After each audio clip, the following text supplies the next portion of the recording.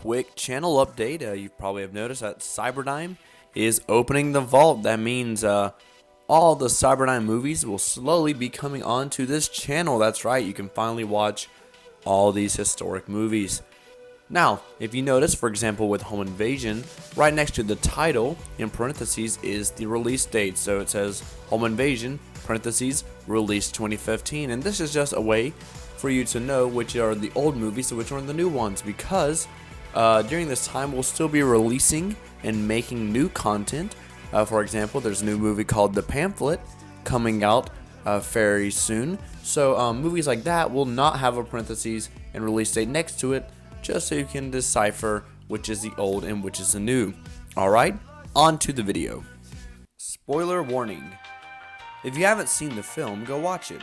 It's on the channel, so pause the video and come back. If you haven't seen the film and still care about spoilers, you can skip to the end for my final thoughts and score. For the rest of you, let's begin the review. It's movie review time. Home Invasion is a film directed by Camden, Jewell and Cason Farr and stars Cason Farr and Camden, Jewell. Home Invasion is about a young boy proving how video games lead to violence. The boy feels a disturbance in the force and is compelled to go watch the security cameras. Wouldn't you know it, a local neighbor wants to play airsoft, but the boy wants to play hide and seek. In reality, this is our home invader, wearing the trademark Camp Bro shirt, later worn by another prominent character in the CCU. He takes his time stealing, I don't know, a PlayStation Vita.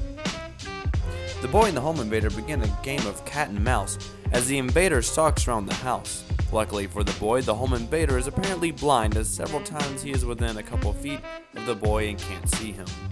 The boy realizes that the invader's gun is OP and isn't fair for the airsoft match, and comes up with a plan. Before his plan, though, the boy tries to call 911, but conveniently or inconveniently, there isn't any service in this nice neighborhood home, and most phones can call 911 without service, but whatever.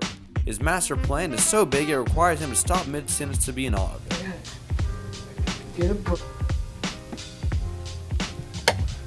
His plan is to drop a book and shoot the home invader, instead of, leaving the house, getting service, calling 911. But I guess GTA has prepared him for this moment. The boy cocks the gun and goes to drop the book. He drops the book from 10,000 feet in the air, as it takes an astronomical time to land.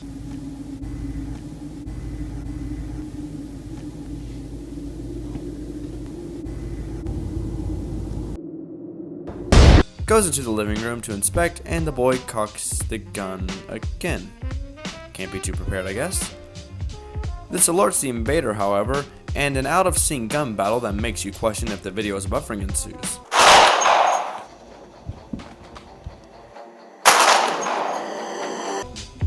The home invader is shot, I think, and hides behind a chair to reload. The boy runs downstairs, and the invader proves he is blind once again by asking, "Where'd he go?" The boy hides in the kitchen, realizing he is out of ammo, and a suspenseful scene begins.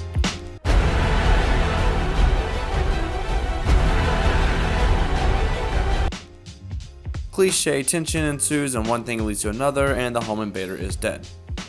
The boy stands over his trophy like a hunter over a dead buck and begins mutilating the corpse. We then get an awfully boring and supposedly symbolic scene. Can you figure out what the scene symbolizes? Because the director sure can't. The boy then decides to leave the rotting corpse of his fallen enemy in the kitchen for his parents to find, because he has to go pwn some noobs on GTA. And that is Home Invasion.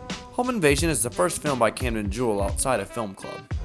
This is the first movie where the companies would go independent for a while and pretty much stay like that, except for a couple of projects. More on that later. Like a lot of Cyberdime films, this film was created fast and loose on a non-existent budget. The film was mostly an experiment. Can Cyberdime make a movie on its own without the backing of film club? With limited actors, limited set, and limited everything? The short answer is yes, but barely. A lot of the problems stem from the fact that there were only 2 people working on this project, meaning they could rarely show both characters in the same shot, making everything feel very unconnected. Now, although this was a last-minute thrown-together movie, let's break it down. As for a plot, it's fairly basic. Boy is home alone, home gets invaded, boy viciously murders intruder. Standard family flick stuff. Seriously though, this movie takes a basic concept and keeps it there. It rarely tries to do something new, and when it does, it ends up falling flat. The movie also, as previously discussed, has a lot of plot holes and errors. The logic of the characters makes no sense, and there's a lack of tension within the scenes because really nothing is happening. Pacing wise, the film is choppy, but it's short, so it's not too bad. The movie gets into the action pretty quick and does keep things moving fast while still taking time to slow down, although sometimes it slows down too much. Overall, the plot is pretty basic and bland. When it comes to cinematography, this movie has all the classic characteristics of Camden's early work. Unnecessarily long and unbroken dialogue shots? Check. Grainy images and a complete disregard for proper lighting? You bet. Wanting to be cool but just ends up awkward camera placement? Oh yeah. The film was shot on an iPhone 5 and further compressed with Google Drive. No surprise that the film is as grainy as it is, although somehow still better than the next Cyberdime film. Something that is different about this film and actually isn't really seen much again in any other Cyberdime film is this. You notice anything? That's right, a static and locked off shot that isn't moving all over the place. Because of the fast-paced filmmaking nature of most of these Cyberdime films, most of these are created in a day or less. They rarely take the time to have these locked off shots, meaning everything is handheld. Sometimes it's fine, other times it's this. But because of the lack of crew members, Cason and Camden had to somehow be in the shot at the same time, but there was no one else to film.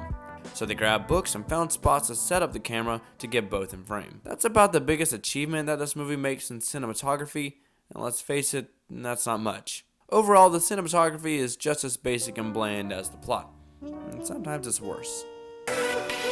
Now when it comes to dialogue, there isn't much. Like most Cyberdime films, the dialogue was made up on the spot, without any consideration for logic or plot, and just whatever seemed to suit the given scene. This movie also has very little dialogue with a total of 14 lines for the entire film. Despite its improvised nature, how did the lines hold up? Well, not great.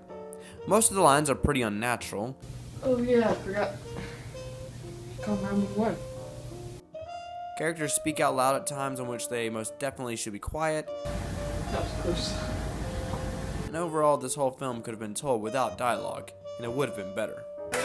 This film is Cason's first time acting, but overall he does an okay job for such little experience. I mean, he does better than this. Sure, I'll tell you the different kinds of groups in the school. Despite being pretty amateur and basic, there are a couple of moments where he at least attempts to bring a little emotion, like the slight sense of panic here. Alabama.